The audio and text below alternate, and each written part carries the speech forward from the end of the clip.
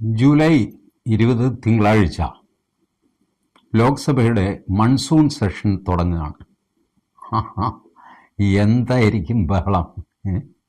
വലിയ ആർപ്പുവിളി, ആടിപിടിയും കൂവലും സകലമാന തെമ്മാടിത്തരവും അരങ്ങേറുന്ന ദിവസം. ആ ദിവസം അരങ്ങേറ്റം മാത്രം, പിന്നെ കുറേ ദിവസങ്ങളോളം ആ ബഹളം അങ്ങ് നിൽക്കും. ഇപ്പോൾ ഒരു കൺഫ്യൂഷൻ എന്താണെന്ന് വെച്ചാൽ, കോൺഗ്രസ് മാത്രമാണ് ഭരണകക്ഷി ഏത് ബില്ല് കൊണ്ടുവന്നാലും എന്തു കൊണ്ടുവന്നാലും എതിർക്കും എന്ന് പ്രഖ്യാപിച്ച ഏക കക്ഷി കോൺഗ്രസ്സാണ്. കോൺഗ്രസ് ഇന്നലെയോ മിനിഞ്ഞാന്നോ മറ്റോ ഒരു യോഗം ചേർന്നു. ആ യോഗം ചേർന്ന് അതിൻ്റെ തീരുമാനമാണ് പുറത്തു വന്നത്. ആ യോഗത്തിൽ ഇന്ത്യ മുന്നണിയുടെ ആരെയും പ്രവേശിപ്പിച്ചിരുന്നില്ല. കോൺഗ്രസ് ഇപ്പോൾ ഏകദേശം ഒറ്റയ്ക്കായി കഴിഞ്ഞു. ആരും കൂടെയില്ല. അപ്പോൾ കോൺഗ്രസ് തീരുമാനിച്ചു, ഇനിയിപ്പോൾ ഇവന്മാരെ ഒന്നും വിളിച്ചിട്ട് കാര്യമില്ല. ഒന്നാമത് കഴിഞ്ഞ തവണ വിളിച്ചപ്പോൾ തന്നെ ഇവർ തമ്മിലുള്ള ട്രസ്റ്റ് അങ്ങ് തകർന്നു പോയതാണ്. ഓർക്കണില്ലേ നിങ്ങൾ? രാഹുൽ ഗാന്ധിയുടെ മാത്രം പ്രസംഗം റെക്കോർഡ് ചെയ്യുകയും ബാക്കിയുള്ളവരുടെ എല്ലാം മൊബൈൽ വാങ്ങിച്ചു വയ്ക്കുകയും ഒക്കെ ചെയ്ത്, ബാക്കിയുള്ളവരുടെ പ്രസംഗവും റെക്കോർഡ് ചെയ്ത് രാഹുൽ ഗാന്ധിയുടെ കയ്യിലുണ്ടോ എന്ന് അവർക്ക് ഭയം. ഇങ്ങനെയൊക്കെ ആയിട്ട് വാസ്തവത്തിൽ വലിയ വിശ്വാസവഞ്ചനയാണ് രാഹുൽ ഗാന്ധി എന്ന് ചെയ്തത്.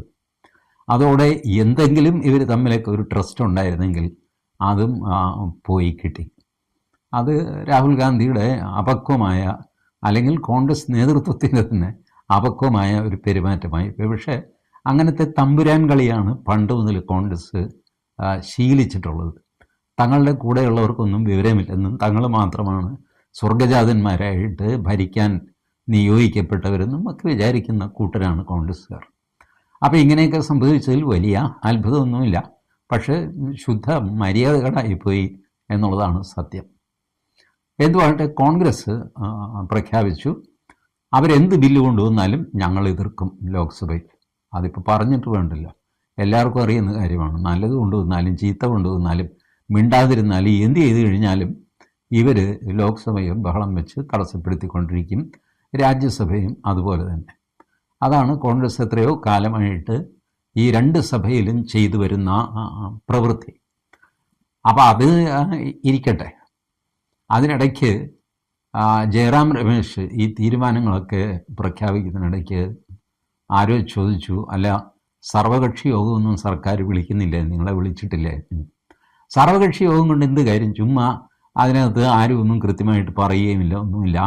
സർക്കാരിൻ്റെ ഉദ്ദേശമൊന്നും അവർ പറയില്ല, ഞങ്ങൾക്ക് പറയാൻ ഒട്ടവസരം തരികയുമില്ല എന്നൊക്കെ പറഞ്ഞിട്ട് സർവകക്ഷി യോഗത്തെ കുറേ ചീത്ത പറഞ്ഞു. അത് കഴിഞ്ഞ് വൈകുന്നേരമായി കഴിഞ്ഞപ്പോൾ നമ്മുടെ മല്ലികാർജുൻ ഖർഗെ പ്രധാനമന്ത്രിക്ക് എഴുതിയ ഒരു കത്ത് പുറത്തു വന്നു. വൈകുന്നേരം എഴുതിയ കത്താണ്. അപ്പോൾ അതിൽ എഴുതിയിരിക്കുന്നത് അടിയന്തരമായിട്ട് സർവകക്ഷി യോഗം വിളിക്കണം, ഞങ്ങൾക്ക് ചില കാര്യങ്ങളൊക്കെ പാർലമെൻറ്റ് നടത്തിപ്പിനെ പറ്റി ആലോചിക്കാനൊക്കെ ഉണ്ട്, അതുകൊണ്ട് എത്രയും വേഗം സർവകക്ഷി യോഗം വിളിക്കണം എന്ന് പറഞ്ഞ് മല്ലികാർജുൻ ഖർഗെ. അപ്പോൾ ഉച്ചയ്ക്ക് പറഞ്ഞ ജയറാം രമേശിൻ്റെ സ്ഥിതി എന്തായി? സർവകക്ഷി സമ്മേളനം യൂസ്ലെസ് ആണെന്ന് ഒരാൾ, സർവകക്ഷി സമ്മേളനം വേഗം വിളിക്കണമെങ്കിൽ അല്ലെങ്കിൽ ആകാശം ഇടിഞ്ഞ് വീഴും എന്ന് പറഞ്ഞിട്ട് മറ്റേയാൾ. എന്തു ചെയ്യും? മല്ലികാർജുൻ ഖർഗെയാണല്ലോ കോൺഗ്രസ് പ്രസിഡൻറ്റും കാർന്നൂരും. ജയറാം രമേശ് എന്തോ വക്താവോ അതോ സ്വയം പ്രഖ്യാപിത നേതാവാണ് പുള്ളി. അപ്പോൾ പുള്ളി ഓടി ഖർഗെയുടെ വീട്ടിൽ ചെന്നു. എന്താടാ ചേട്ടൻ ഇങ്ങനെ ഒരു ചെയ്ത് കളഞ്ഞല്ലോ, എന്ത്? അല്ല സർവകക്ഷി യോഗം വിളിക്കാൻ, അല്ലാതെ വിളിക്കണമല്ലോ, അതല്ല അതിൻ്റെ ഒരു മര്യാദ. അല്ല ഉച്ചയ്ക്ക് ഞാനിങ്ങനെ പറഞ്ഞിരുന്നു സർവകക്ഷി യോഗമൊന്നും വേണ്ട, അതൊക്കെ ചുമ്മാ തല്ലിപ്പൊളി ഏർപ്പാടാണെന്നൊക്കെ. നിന്നോട് അങ്ങനെ പറയാൻ ആര് പറഞ്ഞു? ഞാൻ പറഞ്ഞോ? ഇല്ല. രാഹുൽ പറഞ്ഞോ? ഇല്ല. സോണിയാമ്മ പറഞ്ഞോ? ഇല്ല. പിന്നെ അല്ലാതെ ഞാൻ എൻ്റെ പോക്കറ്റിൽ നിന്ന് എടുത്തിട്ട് ഒന്ന് ഷൈൻ ചെയ്യാനായിട്ട് ചെയ്തതാണ്. മഹാഭാവി നീ ഓടുന്നൊക്കെ വിളിച്ചു പറഞ്ഞിട്ട് ഞാനതിന് ഉത്തരവാദിയാണ്. അല്ല അങ്ങനെ ഒരു കത്ത് കൊടുക്കുന്നതിന് മുമ്പ് ചേട്ടനെ എന്നോടൊന്ന് ആലോചിക്കേണ്ടേ? എടാ ഞാൻ നിന്നോടാണോ ആലോചിക്കും? നീ എന്നോട് ആലോചിക്കണം പുറത്തെന്തെങ്കിലും പറയുന്നതിന് മുമ്പ്, വേണ്ടേ? ഞാനല്ലേ കോൺഗ്രസ് പ്രസിഡന്റ്? അല്ല അത് ശരിയാണ് ചേട്ടാ. അല്ല എന്നാലും ഞാൻ രാഹുൽ ഗാന്ധിയെ ഉപദേശിക്കുന്ന, നീ ഉപദേശിച്ച് ആ ചെറുക്കനെ കുളത്തിലിറക്കി നിർത്തിയിരിക്കുക. കൂന്തം നീ പൊക്കോ, ഞാൻ കൊടുത്ത കത്ത് കൊടുത്തത് തന്നെയാണ്. ഇനിയിപ്പോൾ അത് പിൻവലിച്ച് അടുത്ത പ്രശ്നം ഉണ്ടാക്കാനോ എന്നൊക്കെ ചോദിച്ച് അതങ്ങനെ അലമ്പായിപ്പോയി. മറ്റ് കക്ഷികളൊക്കെ ഇത് ഏതൊക്കെ ബില്ല് വരുന്നു നോക്കിയിട്ടാണ് ഇരിക്കുന്നത്. അപ്പോൾ ഔദ്യോഗിക അറിയിപ്പ് വന്നു, ഏതൊക്കെ ബില്ലുകൾ വരും എന്ന് പറഞ്ഞിട്ട് ഔദ്യോഗിക അറിയിപ്പ് വന്നു. ഈ ഔദ്യോഗിക അറിയിപ്പിൻ്റെ പ്രത്യേകത എന്താണെന്ന് വെച്ചാൽ ഇതിൽ പറഞ്ഞ ബില്ലുകൾ എല്ലാം വരണമെന്നില്ല, അഡീഷണൽ ബില്ല് വന്നുകൂടായികയുമില്ല. വാസ്തവത്തിൽ സർക്കാരിന് 1 മണിക്കൂർ നേരത്തെ നോട്ടീസ് കൊടുത്ത് ഒരു ബില്ല് കൊണ്ടുവരാൻ അധികാരമുണ്ട് ലോക്സഭയിൽ. അപ്പോൾ സർക്കാരിന് എന്തും ചെയ്യാം. അത് സർക്കാരിൽ വെസ്റ്റഡ് ആയിട്ടുള്ള അവരുടെ പവേഴ്സാണ്. അതുകൊണ്ട് ഔദ്യോഗിക പ്രഖ്യാപനം നടത്തി എന്ന് വിചാരിച്ചിട്ട് ഒരു ബില്ല് വരണമെന്നില്ല, നടത്തിയില്ല എന്ന് വിചാരിച്ചിട്ട് വന്നുകൂടായികയുമില്ല. ഏതായാലും ഔദ്യോഗികമായിട്ട് പ്രഖ്യാപിച്ച ചില ബില്ലുകൾ, ഒന്ന് income tax act amendment bill. അതെന്ത് കുന്തമാണ്, എന്തെങ്കിലും ഒരു വകുപ്പ് മാറ്റുകയോ മുറിക്കുമെന്ന്, അല്ലാതെ ഇൻകം ടാക്സിൻ്റെ റേറ്റൊന്നും കൂട്ടാനും കുറയ്ക്കാനൊന്നും ബില്ല് വരില്ല. രണ്ടാമത്തത് സുപ്രീം കോർട്ട് വേക്കൻസിയെ സംബന്ധിച്ച ബില്ലാണ്. അതൊരു കാഞ്ഞ ബില്ലായി. നമ്മുടെ സുപ്രീം കോടതിയിൽ ജഡ്ജിമാർ 34 പേരേ ഉള്ളൂ. അപ്പോൾ അത് പോരാ എന്നുള്ളത് എല്ലാവർക്കും അറിയാം. കേസ് ഇങ്ങനെ വന്ന് ചാടിക്കൊണ്ടിരിക്കുകയല്ലേ. പോരാഞ്ഞിട്ട് സുപ്രീം കോടതി എത്രയോ കാലമായിട്ട് വേലി പൊളിക്കേസ്, പന്തൽ പൊളിക്കേസ്, അത് ഇതൊക്കെ എടുക്കുന്നുണ്ട്. മുനിസിപ്പൽ കോടതിയേക്കാൾ കഷ്ടമാണ് സുപ്രീം കോടതി. സകല കേസും ഇത് പോരാഞ്ഞിട്ട് സുയോമോട്ടോ എടുക്കും. ആരെങ്കിലും എവിടെയെങ്കിലും കിടന്ന് നെഞ്ചത്തടിച്ച് കഴിഞ്ഞാൽ ഉടനെ അത് പത്രവാർത്തയായി, ആ പത്രവാർത്ത എടുത്ത് കേസാക്കും. ഇതൊക്കെ വെറുതെ ഷൈൻ ചെയ്യാൻ വേണ്ടി ചെയ്യുന്നതാണ്. എന്തുമായിക്കോട്ടെ, സുപ്രീം കോടതിയെ നമ്മൾ കുറ്റം പറഞ്ഞുകൂടില്ല. ബട്ട് ഒരു കാര്യം സത്യമാണ്, സുപ്രീം കോടതിക്ക് ഇത്രയും ജഡ്ജസ് പോരാ, അവരുടെ കൂട്ടണം. അപ്പോൾ അത് ഒരു നോട്ടിഫിക്കേഷൻ നിയമമാക്കി ലോക്സഭയിൽ പാസ്സാക്കി, രാജ്യസഭയിൽ പാസ്സാക്കി. ഇപ്പോൾ ഉള്ള 34 അത് എത്രയായിട്ട് കൂട്ടുമെന്നറിയില്ല, ചർച്ചകൾ കഴിയുമ്പോൾ പുറത്തു വരും. ഏതായാലും എനിക്ക് തോന്നുന്നത് 34 എന്നുള്ളത് ഒരു 50 ആക്കും എന്നാണ് എൻ്റെ പ്രതീക്ഷ. 50 വേണം, 50 തന്നെ പോരാ എന്നുള്ള അഭിപ്രായക്കാരനാണ് ഞാൻ. ഇരിക്കട്ടെ, ഏതായാലും അതൊരു ബില്ല്. പിന്നെ ഒരു ബില്ലുള്ളത് ഇൻസൾട്ട് ടു നാഷണൽ സോങ്. അത് വന്ദേമാതരത്തിൻ്റെ കാര്യം ഒന്ന് നേരെയാക്കാൻ വേണ്ടിയിട്ടാണ്. വന്ദേമാതരം ഏത് ചടങ്ങിൽ ചൊല്ലണം, എത്ര വരികൾ ചൊല്ലണം, ആര് ചൊല്ലണം, എപ്പോഴൊക്കെയാണ് വന്ദേമാതരം ചൊല്ലേണ്ടത് അല്ലെങ്കിൽ കേൾപ്പിക്കേണ്ടത്, രണ്ടും ചെയ്യാമല്ലോ. വന്ദേമാതരം റെക്കോർഡ് ചെയ്തിട്ട് അത് കേൾപ്പിക്കുക, അല്ലെങ്കിൽ ആ യോഗത്തിൽ പങ്കെടുക്കുന്നവർ, അല്ലെങ്കിൽ അതിനുവേണ്ടി പ്രത്യേകം 2 പിള്ളേരെ കൊണ്ടുവന്നിട്ട് അവരെ കൊണ്ട് ചൊല്ലിക്കുക. ഇതൊക്കെ വന്ദേമാതരത്തിൻ്റെ ഈ കാര്യം ഫൈനലൈസ് ആയിട്ടില്ല. ദേശീയ ഗാനം ജനഗണമന, അതിൻ്റെ സ്റ്റാറ്റസ് വന്ദേമാതരത്തിന് ഇപ്പോഴുമില്ല. അപ്പോൾ ആ സ്റ്റാറ്റസ് തീരുമാനിച്ച് അതനുസരിച്ച് വന്ദേമാതരം എവിടെ ചൊല്ലണ്ട എന്നൊക്കെ തീരുമാനിക്കേണ്ട ഒരു ബില്ലായിരിക്കും അത് എന്ന് ഞാൻ കരുതുന്നു. പിന്നെ ഉള്ളത് നമ്മുടെ FCRA അമെൻമെൻറ്റ് ബില്ലാണ്.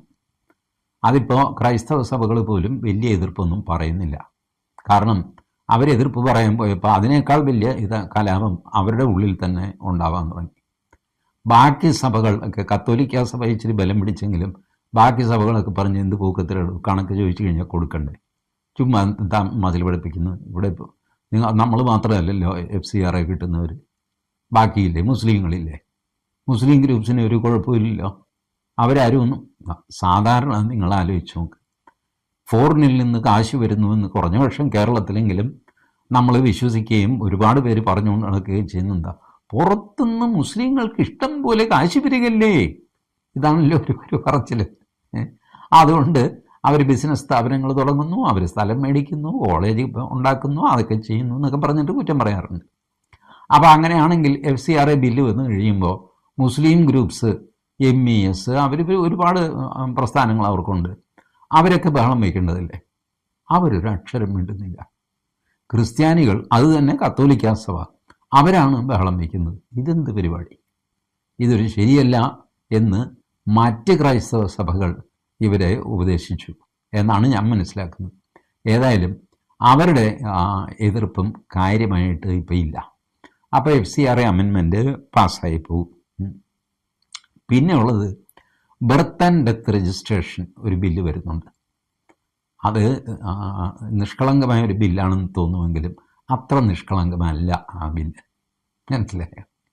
അതായത് ബർത്ത് ആൻഡ് ഡെത്ത് രജിസ്റ്റർ ചെയ്യണമെന്നുള്ള നിയമം ആദ്യം ഇന്ത്യയിൽ വരുന്നത് 1964 ഈ 64 മുമ്പ് ജനിച്ച എന്നെ പോലുള്ളവർക്ക് ബർത്ത് സർട്ടിഫിക്കറ്റും ഇല്ല, ഒരു തേങ്ങയും ഇല്ല, മണ്ണാങ്കട്ടയില്ല.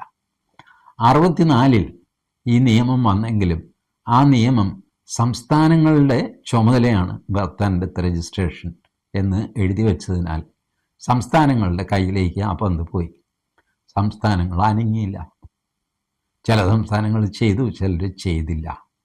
ഇപ്പോഴും നിങ്ങൾ നോക്കൂ, നമ്മൾ ഇവിടെയൊക്കെ കോർപ്പറേഷൻ ഓഫീസിന് മുമ്പിലോ അല്ലെങ്കിൽ രജിസ്റ്റർ കച്ചേരിക്ക് മുമ്പിലോ ഒരു ചെറിയ ബോർഡ് കാണും. ഈ കോർപ്പറേഷനിൽ നടക്കുന്ന ജനനമോ മരണമോ, ജനനം 14 ദിവസത്തിനുള്ളിലും മരണം 21 ദിവസത്തിനുള്ളിലും ചെയ്യേണ്ടതാണ് എന്നൊക്കെ പറഞ്ഞിട്ട് ഒരു ബോർഡ്. ചെയ്താൽ ചെയ്തു, ചെയ്തില്ലെങ്കിൽ ചെയ്തില്ല.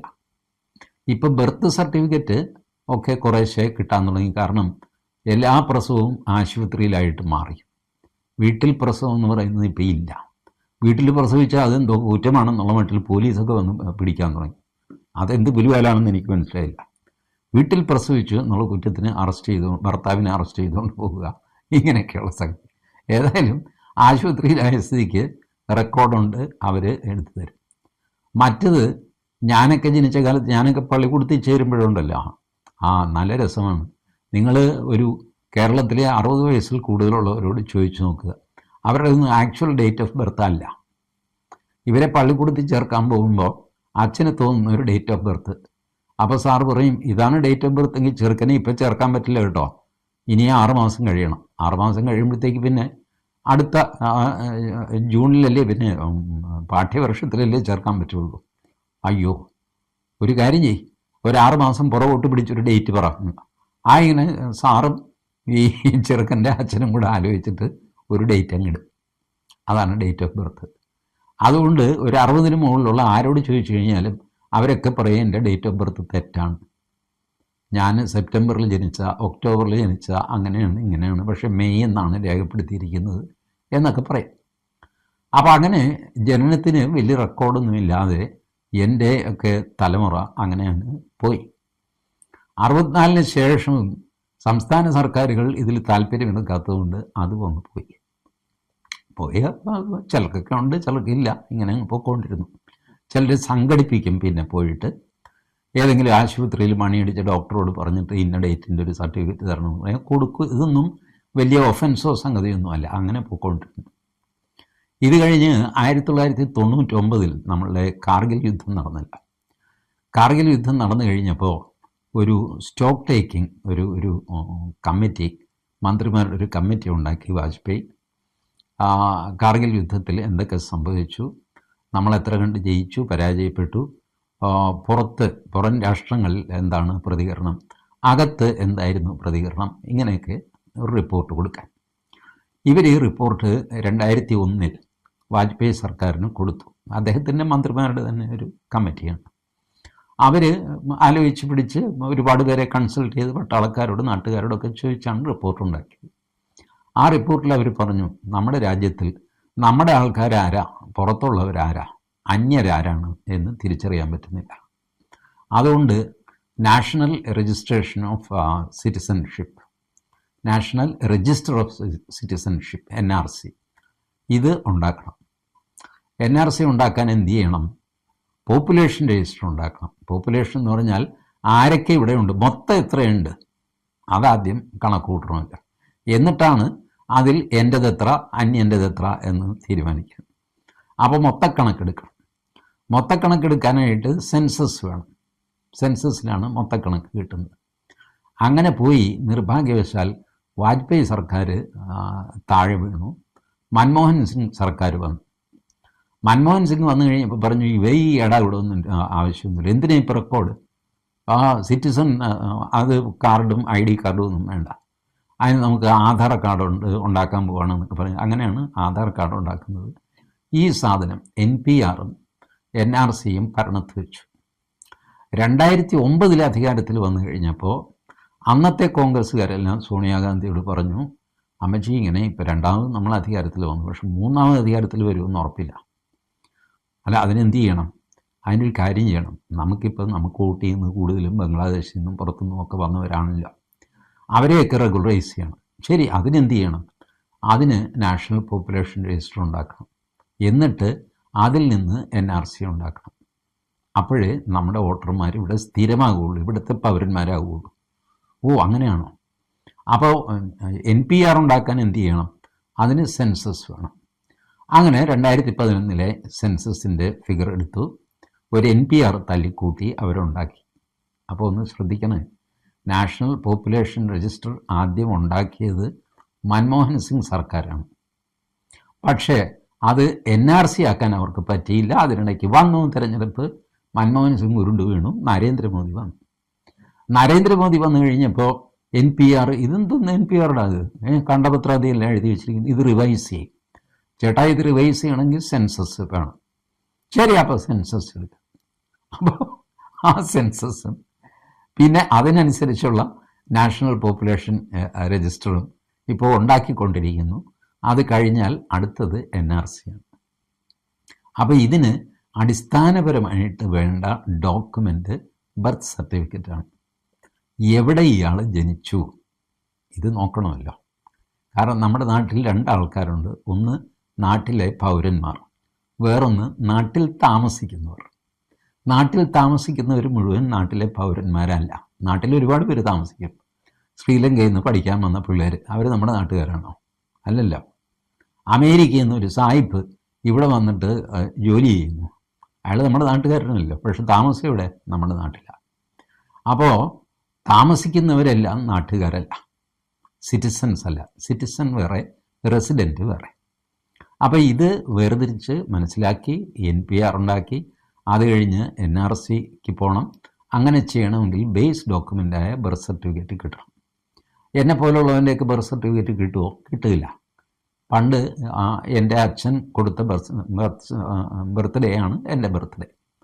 ഭാഗ്യവശാൽ എന്ത് സംഭവിച്ചു, എൻ്റെ അച്ഛൻ വലിയ സത്യവാൻ ആണെന്ന് സ്വയം വിചാരിച്ച ആളാണ്. അതുകൊണ്ട് പുള്ളി പറഞ്ഞു, മകൻ്റെ ഡേറ്റ് ഓഫ് ബർത്ത് നേരത്തെ ആക്കുകയോ താമസിച്ചാക്കുകയോ ഒക്കെ ചെയ്ത് അവന് നേരത്തെ പള്ളിക്കൂടത്തിലൊന്നും ഞാൻ വിടില്ല. 5 വയസ്സ് പൂർത്തിയായി കഴിഞ്ഞിട്ട് അന്ന് 1ാം ക്ലാസ്സിൽ ചേരാൻ പറ്റുള്ളൂ. LKG UKG എന്ന് പറഞ്ഞുള്ള ഏർപ്പാടൊന്നുമില്ല, നേരെ 1ാം ക്ലാസ്സാണ്. അതിന് 5 വയസ്സ് പൂർത്തിയാവണം. 5 വയസ്സ് പൂർത്തിയായി കഴിഞ്ഞ് പിന്നെ കാത്തിരുന്നിട്ട് സ്കൂൾ തുറപ്പിന് മുമ്പായിട്ടാണ് എന്നെ സ്കൂളിൽ ചേർത്തത്. അതുകൊണ്ട് എൻ്റെ ഡേറ്റ് ഓഫ് ബർത്തിൽ ഒരു ക്ലാഷും ഇല്ല. English date of birth, Malayalam date of birth, ഇതൊക്കെ കൃത്യമാണ് എൻ്റെത്. സർട്ടിഫിക്കറ്റ് അപ്പോഴും ഇല്ല. ബർത്ത് സർട്ടിഫിക്കറ്റ് കൊണ്ടുവന്ന് പറഞ്ഞാൽ എൻ്റെ കയ്യിലില്ല. SSLC ബുക്കാണ് ബർത്ത് സർട്ടിഫിക്കറ്റിന് പകരം എല്ലായിടത്തും എടുക്കുന്നത്. അതിപ്പോഴും എടുക്കുന്നുണ്ട്. ഇതൊക്കെയാണ് നമ്മളുടെ ചരിത്രം. അപ്പോൾ ഇനിയുള്ള തലമുറയ്ക്കെങ്കിലും ഈ കുഴപ്പങ്ങൾ ഉണ്ടാവാതെ കൃത്യമായിരിക്കണം. ഒരാൾ ജനിച്ചാൽ അന്ന് തന്നെ തൊട്ടടുത്ത ആശുപത്രിയിൽ നിന്ന് ബർത്ത് സർട്ടിഫിക്കറ്റ് വാങ്ങണം. അത് ഇത്ര ദിവസത്തിനുള്ളിൽ വാങ്ങണം. വാങ്ങിയില്ലെങ്കിൽ അതിന് പിഴയുണ്ട്. അങ്ങനെ എന്തെങ്കിലുമൊക്കെ ഉണ്ടാവും. അങ്ങനെ വളരെ ദീർഘദൂരം അല്ലെങ്കിൽ ഫാർ റീച്ചിങ് കോൺസിക്വൻസസ് ഉള്ള ഒരു ബില്ലാണ് ഈ ബർത്ത് സർട്ടിഫിക്കറ്റും ഡെത്ത് സർട്ടിഫിക്കറ്റും സംബന്ധിച്ച ബില്ല് എന്നാണ് ഞാൻ മനസ്സിലാക്കുന്നത്. ഏതായാലും വരുമ്പോൾ അതിൻ്റെ രൂപം എങ്ങനെയിരിക്കും എന്നറിയാം. ആദ്യത്തെ 2-3 ദിവസം ബഹളത്തിൽ അങ്ങ് പോകും കേട്ടോ. ഒന്ന് രാമക്ഷേത്രത്തിലെ കൊള്ള, അത് ആ ഒരു വിഷയം വെച്ചിട്ട് അതിപ്പോൾ ചർച്ച ചെയ്യുന്നത്. അതിൽ പ്രധാനമന്ത്രി ഇപ്പോൾ പ്രസംഗിക്കണം എന്നൊക്കെ പറയുന്നു. 20-ാം തീയതിയാണ് രാമക്ഷേത്രത്തിൻ്റെ അന്വേഷണത്തിൻ്റെ SIT അവരുടെ റിപ്പോർട്ട് സുപ്രീം കോടതിയിൽ കൊടുക്കാൻ പോകുന്നത്. സുപ്രീം കോടതിയിൽ കേസ് എടുത്തിട്ടുണ്ട് രാമക്ഷേത്രത്തിൻ്റെ കാര്യത്തിൽ. അപ്പോൾ ആ റിപ്പോർട്ട് തിങ്കളാഴ്ച ഫയൽ ചെയ്യണം. അടുത്ത തിങ്കളാഴ്ച 20-ാം തീയതി ഫയൽ ചെയ്യണമെന്ന് പറഞ്ഞിട്ടുണ്ട്. SIT അത് ചെയ്യാമെന്നും പറഞ്ഞിട്ടുണ്ട്. അപ്പോൾ രാമക്ഷേത്രത്തിൽ ചെയ്യാവുന്ന കാര്യം ഇപ്പോൾ SIT ചെയ്തു, ആളുകളെ അറസ്റ്റ് ചെയ്തു, അവർ റിമാൻഡിലാണ്, അവരുടെ മൊഴി എടുത്തു കഴിഞ്ഞു. പ്രാഥമിക റിപ്പോർട്ട് തിങ്കളാഴ്ച തയ്യാറാകും. പിന്നെ അവിടുത്തെ ട്രസ്റ്റ് പൊളിച്ചു പണിയാൻ തീരുമാനമായി. അതിൻ്റെ ചീഫ് എക്സിക്യൂട്ടീവ് ഓഫീസറെ വയ്ക്കാൻ ഒരു സെർച്ച് കമ്മിറ്റി അത് തയ്യാറായിട്ടുണ്ട്. ഏകദേശം ചെയ്യാനുള്ള ജോലികളൊക്കെ യോഗി ആദിത്യനാഥ് ചെയ്തു വെച്ചിട്ടുണ്ട്. പക്ഷേ ഇത് ചെയ്തു എന്ന് കോടതിയെ പറഞ്ഞ് ബോധ്യപ്പെടുത്താൻ പറ്റും, ലോക്സഭയിൽ പറ്റില്ല. ലോക്സഭയിൽ വാൻ ബഹളം കച്ചറയൊക്കെ നടക്കും. ലോക്സഭ മാറ്റിവയ്ക്കും. ഉച്ച കഴിഞ്ഞ് കൂടും, പിന്നെയും മാറ്റി വയ്ക്കുക. ആദ്യത്തെ ഒരു 3-4 ദിവസം അങ്ങനെ അങ്ങ് പോകും. ഏതായാലും എനിക്ക് തോന്നുന്നത് ഒരു 25-26 ആയി കഴിയുമ്പോൾ ലോക്സഭയിൽ ഓരോ ബില്ലുകളായിട്ട് വരാനൊക്കെ തുടങ്ങും. അതിൽ പ്രധാനപ്പെട്ട ബില്ലുകൾ നമ്മുടെ പഴയ വിമൻസ് റിസർവേഷൻ, ഡീലിമിറ്റേഷൻ, ഇതുപോലത്തെ ബില്ലുകളൊക്കെ വരാതിരിക്കില്ല. കാരണം ഇപ്പോൾ ഓപ്പോസിഷനിൽ സ്ട്രോങ് ആയിട്ട് കോൺഗ്രസ് മാത്രമേ നിൽക്കുന്നുള്ളൂ. ബാക്കിയുള്ളവരൊക്കെ മെല്ലെ ഡീലിമിറ്റേഷനെ അനുകൂലിക്കുന്ന ഒരു സ്ഥിതിയിലേക്ക് വന്നിട്ടുണ്ട്. എക്സ്പ്രസ് ആയിട്ട് പറയാത്ത ഒരു കക്ഷി DMK ആണ്. ബാക്കിയുള്ളവരൊക്കെ അല്ല, അത് ഡീലിമിറ്റേഷൻ വരട്ടെ, അതുകൊണ്ടെത്താ കുഴപ്പം, അല്ല നോക്കട്ടെ, ആ ബില്ല് നോക്കിയിട്ട് ഞാൻ പറയാമെന്നൊക്കെ പറഞ്ഞിങ്ങനെ തട്ടിത്തടഞ്ഞൊക്കെ നിൽക്കുകയാണ്. ചുരുക്കി പറഞ്ഞാൽ 2/3 ഭൂരിപക്ഷം വേണ്ട സ്ഥലത്ത് 2/3 തന്നെ വാങ്ങി ഈ ബില്ലുകൾ പാസ്സാകാനുള്ള യോഗം നരേന്ദ്രമോദിക്കുണ്ട് എന്നാണ് എൻ്റെ ഒരു വിലയിരുത്തൽ. ബാക്കി നമുക്ക് ലോക്സഭ തുടങ്ങിക്കഴിഞ്ഞിട്ട് ഒബ്സർവ് ചെയ്യാം. അതുവരെ കാത്തിരിക്കാം. Thank you.